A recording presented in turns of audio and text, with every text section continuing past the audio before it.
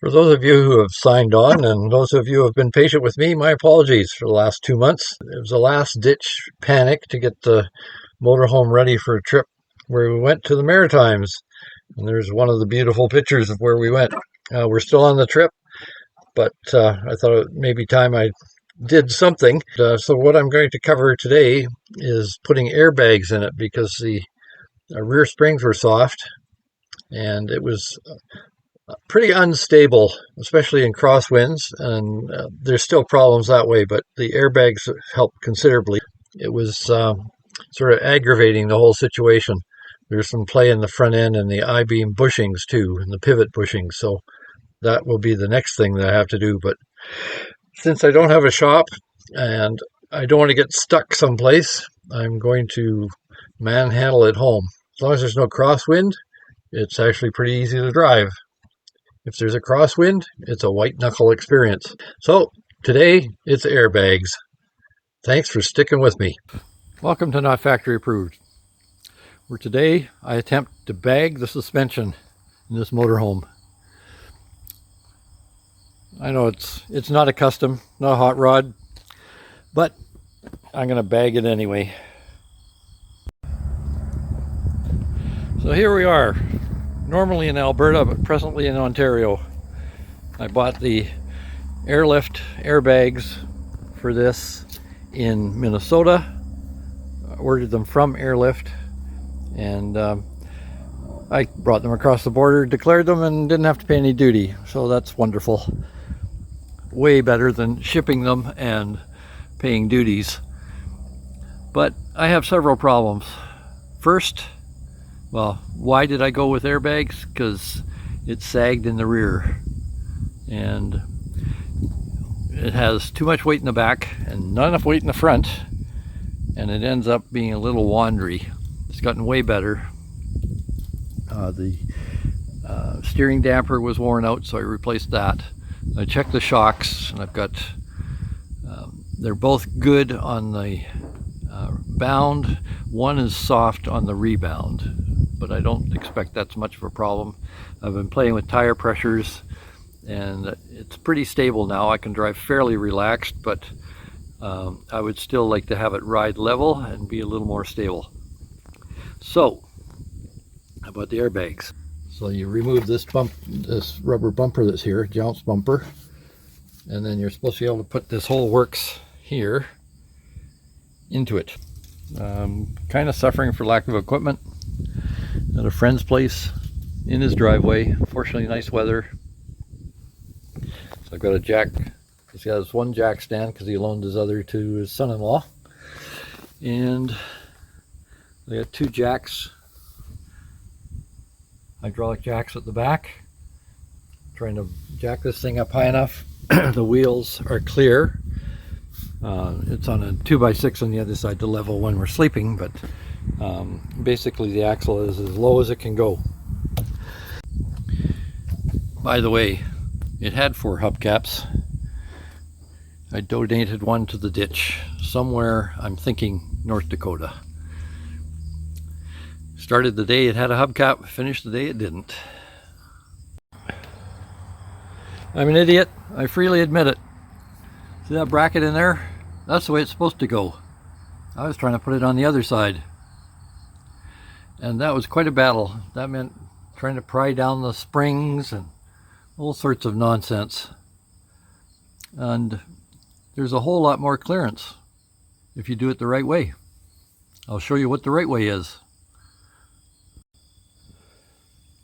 So to do this, you have to have the suspension hang down. It's good if you get the most clearance if it's down at the lowest extension, if the body is as far off as you can get, so that the frames are arced, no load position.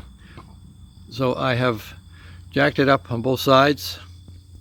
You get a little more clearance if you jack it up evenly instead of just one side, but I think you can probably do it with just one side. But if it's even, it's easier to put the bag in properly. Otherwise it's a little bit twisted and hard to straighten out. So I'll show you what it looks like.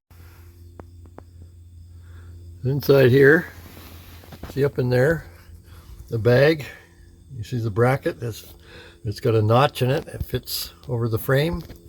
And then if you can see up in there, that's how it sits on the frame. There's one bolt that holds it on. If you have an older one, you have to drill a hole. 5/16 bolt goes through there. And then there's a stud. I'll show you on the other airbag. That goes up and mounts it up in the top, along with another nut. And I think it's a 10mm bolt, might be an 8. Then there's that bracket there, you can see. That sits along the tube of the differential, the axle tube. So you have to try and get it straight. That U-bolt has to go on before you put it on the axle, or you end up having to loosen the bag and pry everything to the side and get that U-bolt in there, which is tricky. Ask me how I know. And then there's the ones that have disc brakes. There's that bracket has to go on. They tell you to twist the bracket on a drum brake unit. And that vent bracket there is probably going to have to be turned. I think they said to turn 180 degrees. I will check on that. But now I have to put everything on the other side, so I'll get it put back together. But that's how it goes.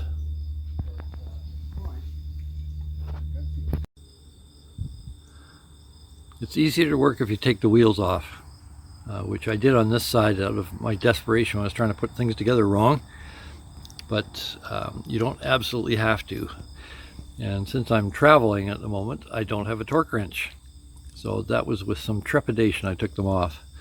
But I'm going to have to try and stop at the dealer for the tires once I put about 100 clicks or 60 miles on it, and see if they can tighten them up, make sure they're still good. I don't want wheels falling off. So there's the assembly. This is loose until it's installed. This is loose until it's installed, so you get some wiggle room. The valve is, I turned it down until I hit the sealant, and then give it another 1.5 turns, like they suggest. So this end here is opposite to the upright bracket. Then the U-bolt is on the same side as the bracket. This will fit between the existing U-bolts and the springs, so they go on the other side of that. Then this U-bolt, if you put it in first, then you're guaranteed to get it in there. It has to go down past a restriction here, which holds it in place. And if you try and put it on afterwards, you have to get past the airbag, which is difficult. And then you have it half installed and you have to loosen the bolts, get this in, and then tighten things up. And that is very awkward, let me tell you. So it's better to do it outside. Now I'll put it in. So I've released the vent tube here, taking it out of that hole there, and that holds this brake line in as well. So this is going to have to turn that way. Originally it's set that way, which is in the way of everything.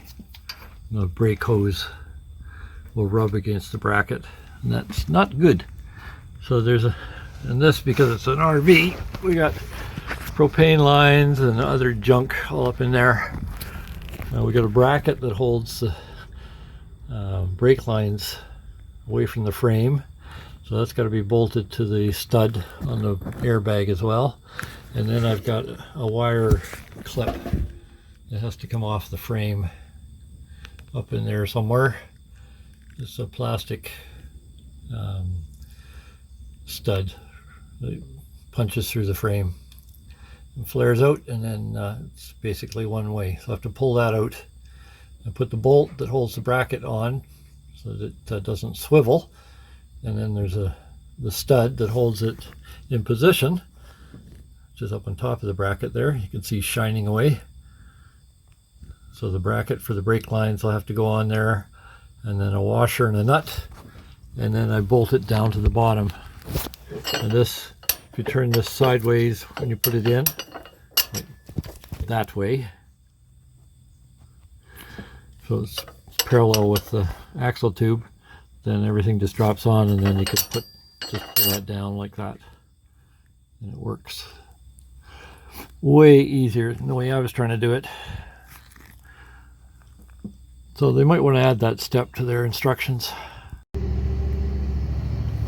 Okay, let's see what I can show you. On that side, see the brake line, and so I've reversed that. I adjusted that little plastic clip you can see up there. There we go. A plastic clip that holds everything. There's two of those. I had to clip the side on the vent hose, which is the one that goes upright, straight through. That holds the fitting on. I clipped off about 1.5 inches out of that because it was bending and forcing the brake line to do crazy things. So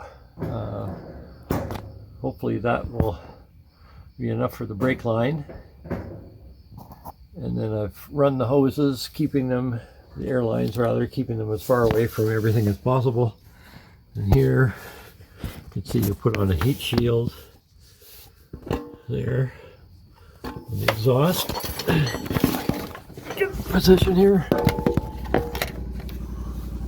Here's the heat shield with the clamps. I'm trying to keep, you can see the line in the back there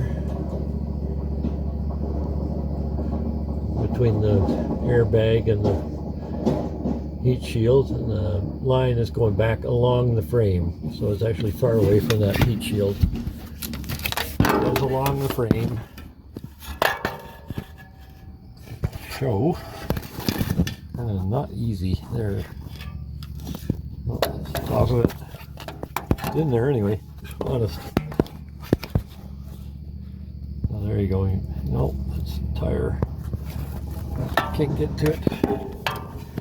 Anyway, runs along the top of the frame. See a piece of it there. Keeping it away from everything. It's tie wrapped. I'm going to clip the tie wraps yet. And then it runs along here and across the rail. Tie wrapped in place, out across and out the vent there. You can see the unit that holds the, used to hold the septic line, the septic drain pipe, and you can see it's tie wrapped. I got each side of that fitting. I'll show you where it is on the other side. But right now I should probably clip some tie wraps and lower this thing. And you can put more in if you need it. Yeah. It's not going to go up much more though, is it? A fair bit, I think. Could it? Well, there it is. Dusk. Night lights are on. Sitting at 30 psi in the airbags and looking level. It only took me all day. And he worked real hard all day. And I had old guy help, which I couldn't have done it. Somewhere in there is another old guy. Please don't forget to like, share, subscribe, or even notify, or any of the above, or all of the above. Thank you.